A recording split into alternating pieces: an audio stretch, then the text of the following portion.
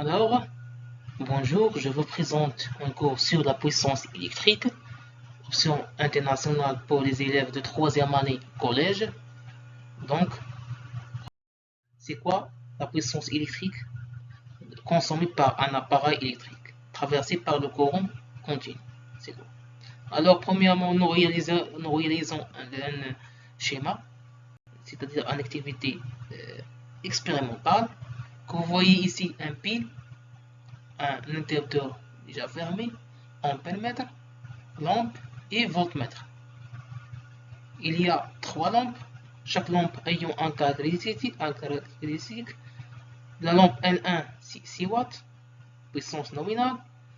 Son tension nominale, c'est 12 volts, et ainsi de suite. La lampe L2 et la lampe L3. Donc, d'après les mesures, nous réalisons un tableau suivant.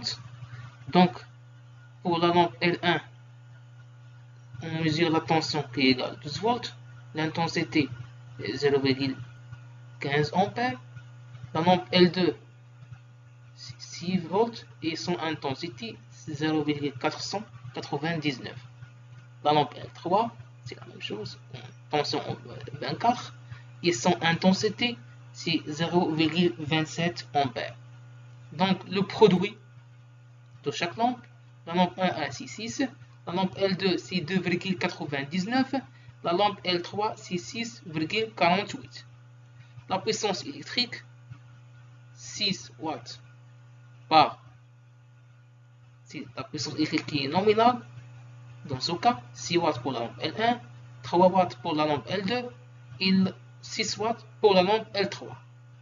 Donc l'état d'éclairage dans chaque cas, la lampe L1 normale, la lampe L2 est faible et la lampe L3 est fort.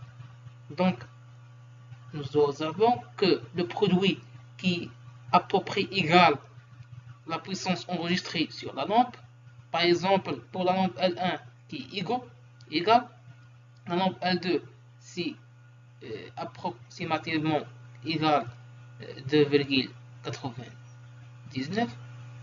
Donc pour la lampe L3 c'est 6,48. Ça, sa puissance dépend de l'état d'éclairage, parce que si la puissance fournie à un appareil inférieur à sa puissance normale, donc l'efficacité ou bien l'état d'éclairage est très faible. Et si le contraire, si la puissance est supérieure à sa puissance normale, donc l'état d'éclair est fort. Donc nous obtenons comme conclusion que la puissance égale à la tension fois l'intensité. Vous voyez ici les multiples de l'unité watt. 1 kW qui est 10 à puissance 3 watts, 1 MW égale à 10 à puissance 6 watts, 1 gigawatt égale à 10 à puissance 9 watts et 1 milliwatt égale à 10 à puissance moins 3 watts. Donc, c'est quoi la puissance électrique d'un appareil de chauffage? C'est un appareil qui transforme l'énergie électrique en énergie thermique sous forme de chaleur, constitué d'un conducteur ohmique de résistance R, et il soumet à une tension I et traversé par un courant d'intensité. D'après la relation 1 et la relation 2 qui est la loi d'Ohm, nous obtenons la relation P égale à R fois I, c'est-à-dire égale à R fois I à la puissance au carré. Donc, c'est quoi la puissance non consommée dans ce cas, mais par une installation? Bien sûr, c'est la somme de chaque puissance qui est égale à P1 plus P2 plus P3. Donc, la puissance ne doit pas dépasser la puissance maximale spécifiée pour la maison. Donc, par l'agence de distribution d'électricité, par la valeur Emax, qui est enregistrée sur le disjoncteur utilisé dans la maison. Donc Pmax est égal à la tension fois la valeur d'intensité maximale. Un peu d'exercice d'entraînement. L'exercice 1 dit qu'un radiateur électrique d'une puissance de 1,5 kW est traversé par un courant dont l'intensité a une valeur efficace de 6,5 ampères. calculer la valeur de la tension entre ces bornes, sachant qu'ils fonctionnent d'une façon normale. Voilà. D'après les données P égale à 1,5 kW, il faut transformer cette valeur en watts qui est égale à 1500 watts, c'est-à-dire 1,5 fois 10 à puissance 3, qui est 1500 watts. D'après les données aussi, il y a le courant égal à 6,5, qui est ça.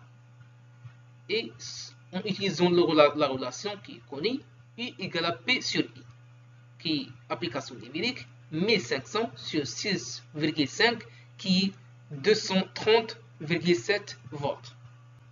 Alors pour l'exercice 2, une lampe de résistance 60 ohms est traversée par un courant continu d'intensité 0,1 ampère.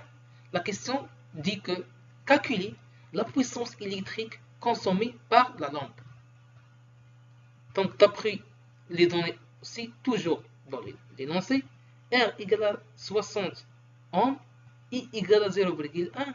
Donc la question c'est quoi la puissance? Nous avons su que la puissance égale à R fois I au carré, ou bien R fois I. Donc, application numérique, R égale à 60, I égale à 0,1. Donc, le résultat, c'est 0,6 watts. Parce que la puissance en watts. Voilà. L'exercice 3. On lit sur lampe les valeurs suivantes. 12 volts, I 45 watts. Donc, question 1. Donnez la signification de ces deux valeurs. Question 2. Quelle est l'intensité du courant lorsque le fonctionnement de la lampe est normal? Alors, toujours, pour la première question, 12 volts correspond à sa tension nominale et 45 watts correspond à puissance nominale. Question 2. L'intensité du courant électrique. Donc, P égale à la puissance d'après déjà dans l'énoncé qui est égal à 45 watts et la tension égale à 12 volts. Donc, I égale à P sur I, la puissance sur la tension. Donc, application numérique, I égale à 45 sur 12 qui est égal à aussi 3,45 ampères. Toujours l'unité d'intensité. Il ne faut pas oublier l'unité. Il est très important. L'exercice 4. La puissance nominale d'un fer à repasser est 1,1 kW. La question, quelle est la tension efficace entre ces bornes lorsqu'il est traversé par un courant électrique d'intensité I qui égale 5 ampères? Alors, sachant que P égale à 1,1 kW et I égale à 5 ampères, que vous voyez ici, l'unité c'est le kilowatt, il faut transformer ou bien convertir en watts en multipliant par 10 à puissance 3. Donc le résultat, dans ce cas, est 1100 watts. Donc il faut multiplier par l'intensité I, qui est 5, qui est 220 volts. Bien sûr, toujours en utilisant cette relation, P égale à la tension fois le courant. Voilà. La question 2. Déterminer la valeur de la résistance chauffante du fer à repasser. Voilà. Donc, toujours la relation. P égale à R fois I à la puissance 2. Donc, R est égal à P sur I au carré. Directement application. P égale à, d'après l'énoncé, 1100 watts sur 25. Pourquoi 25? Parce que là, le courant égale à 5. 5 au carré égale à 25. Donc, le résultat, c'est R égale à 44 ohms.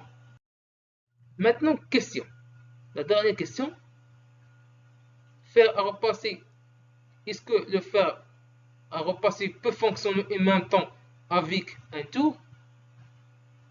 Un four qui est une caractéristique de 1 kW, une machine à laver de 2 kW dans une installation où la puissance maximale autorisée qui est égale à Pmax 6,5 kW est justifiée. Donc bien sûr,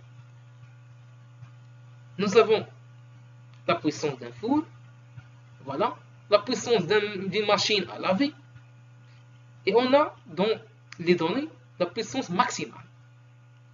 La question c'est quoi? C'est est-ce que cette fer à repasser, cette machine ou cet appareil, est-ce que peut fonctionner en même temps avec les autres appareils?